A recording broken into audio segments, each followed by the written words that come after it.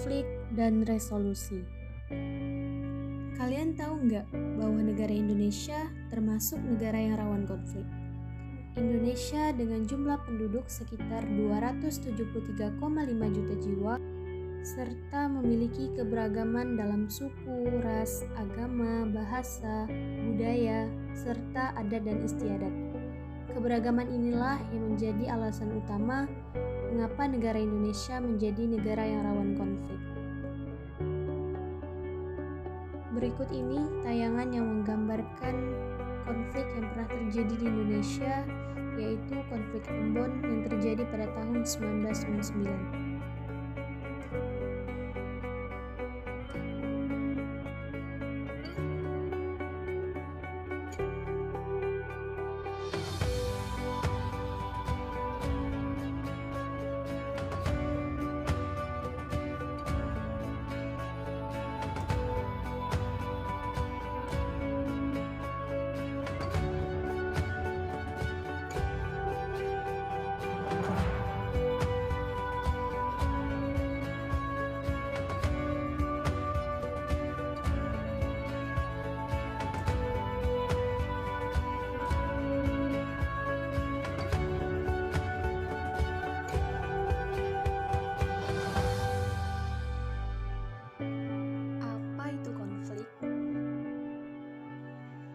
Konflik menurut Kamus Besar Bahasa Indonesia diartikan sebagai percekcokan, perselisihan, atau pertentangan.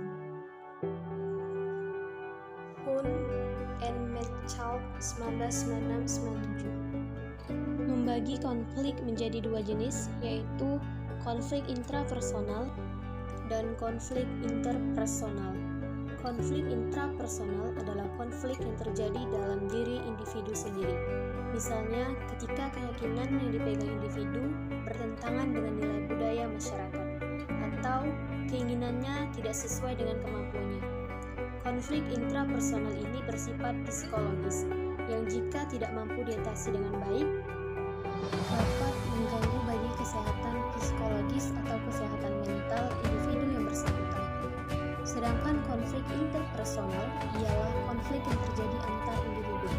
Konflik ini terjadi dalam setiap lingkungan sosial, seperti dalam keluarga, kelompok teman sebaya, sekolah, masyarakat, dan negara. Konflik ini dapat berupa konflik antar individu dan kelompok, baik di dalam sebuah kelompok maupun antar kelompok. Contoh konflik intrapersonal: seorang siswa yang baru lulus SMA bingung antara melanjutkan kuliah, bekerja, atau menikah.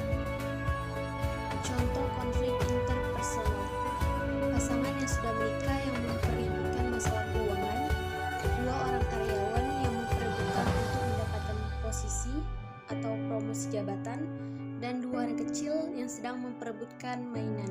Dinamika konflik merupakan naik turunnya intensitas konflik, baik pada saat pra-konflik, puncak konflik, serta pasca konflik. Bentuk konflik. Pertama, konflik laten, potensial atau terbuka. Konflik yang tidak nampak ke permukaan, namun konflik ini pada suatu saat dapat membahayakan. Kedua, konflik manifest atau konflik terbuka. Konflik yang nyata luas diketahui oleh segenap anggota masyarakat di mana konflik ini terjadi. Ketiga, konflik horizontal. Konflik yang terjadi antara satu kelompok masyarakat dengan kelompok masyarakat yang lain dalam satu komunitas di wilayah suatu negara. Unsur utama yang mendorong terjadinya konflik horizontal adalah kepentingan primordial yang meliputi unsur agama, etnis, kebudayaan, dan kelompok kepentingan lainnya. Keempat, konflik vertikal. Perselisihan atau pertentangan antara kelompok yang berkuasa terhadap kelompok yang dikuasai, kelompok yang memerintah dengan kelompok yang diperintah, serta pertentangan antara kelas yang ada di masyarakat. Jenis konflik. Konflik sosial. pertentangan atau perselisihan karena perbedaan kepentingan, dan juga karena perbedaan strata sosial di masyarakat. Konflik politik, persaingan perebutan kekuasaan di dalam suatu negara atau dalam suatu masyarakat. Konflik ekonomi, perebutan penguasaan sumber-sumber daya ekonomi atau penguasaan sumber daya ekonomi dikarenakan ketimpangan struktural yang diciptakan sistem politik dari pemerintahan yang berkuasa. Konflik budaya, perbedaan pendidikan, nilai, dan norma yang dianut oleh kelompok masyarakat dalam sebuah komunitas atau dalam sebuah negara. Aktor dalam sebuah konflik.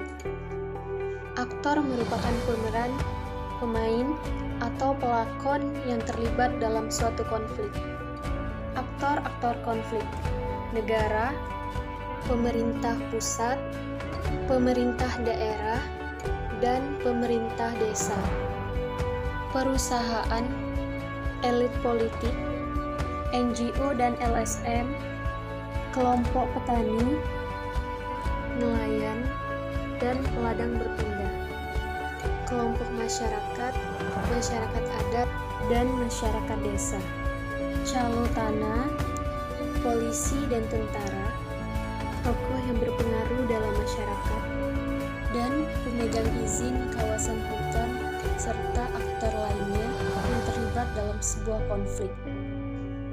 Penyebab dan dampak konflik. Sukanto 2107-108. Akar penyebab konflik bisa bersumber dari adanya perbedaan-perbedaan individu, baik perbedaan individu, perbedaan kepentingan, kebudayaan, maupun akibat perubahan sosial. Malowski dalam Simanjuntak 2002-45. Konflik juga terjadi karena hubungan yang tidak serasi antara faktor-faktor yang mendukung keberadaan status secara pribadi pada individu maupun kelompok, seperti faktor agama, pendidikan, usia, pendapatan dan kekayaan, serta lain-lainnya. Menurut Riwukau 1973, tidak terpenuhinya kebutuhan atau kepentingan dalam masyarakat dapat menimbulkan keresahan dan pertentangan di antara anggota maupun kelompok masyarakat yang sering menjadi pangkal terjadinya konflik. Dampak konflik, dampak positif dan dampak negatif. Dampak positif. Aspek-aspek kehidupan di masyarakat yang belum jelas atau masih belum selesai ditelaah dapat diperjelas dengan adanya konflik. Perkembangan zaman memaksa masyarakat harus beradaptasi dengan perubahan yang ada. Nah, konflik memungkinkan adanya penyesuaian kembali pada norma-norma, nilai-nilai, serta hubungan-hubungan sosial dalam masyarakat yang bersangkutan dengan kebutuhan individu atau kelompok. Dalam konflik antar kelompok, sebenarnya konflik berfungsi efektif dalam meningkatkan solidaritas sesama anggota kelompok yang sedang berselisih dengan kelompok lain. Adanya konflik membuat setiap individu atau kelompok yang terlibat harus mengandalkan diri sendiri untuk memenangkan konflik tersebut atas individu atau kelompok lain. Karena itu, konflik juga merupakan jalan untuk mengurangi ketergantungan antara individu dan kelompok. Dampak negatif. Memicu rusaknya hubungan antar individu dan kelompok. Memakan korban berupa kerusakan harta benda dan nyawa manusia. Berubahnya kepribadian para individu yang terlibat. Menimbulkan dominasi dari kelompok yang menang atas kelompok yang kalah. Pohon konflik dan resolusi. Pohon konflik. Penyebab munculnya masalah utama atau faktor penyebab konflik terletak di akar pohon. Dampak dan masalah utama konflik terletak di ranting pohon, dan masalah utama konflik atau inti permasalahan terletak di batang pohon. Resolusi konflik adalah suatu cara individu untuk menyelesaikan masalah yang sedang dihadapi dengan individu lainnya secara sukarela. Resolusi konflik juga menyarankan penggunaan cara-cara yang lebih demokratis dan konstruktif untuk menyelesaikan konflik dengan memberikan kesempatan pada pihak-pihak yang berkonflik untuk memecahkan masalah mereka oleh mereka sendiri atau dengan melibatkan pihak ketiga yang bijak netral, dan adil untuk membantu pihak-pihak yang berkonflik memecahkan masalahnya.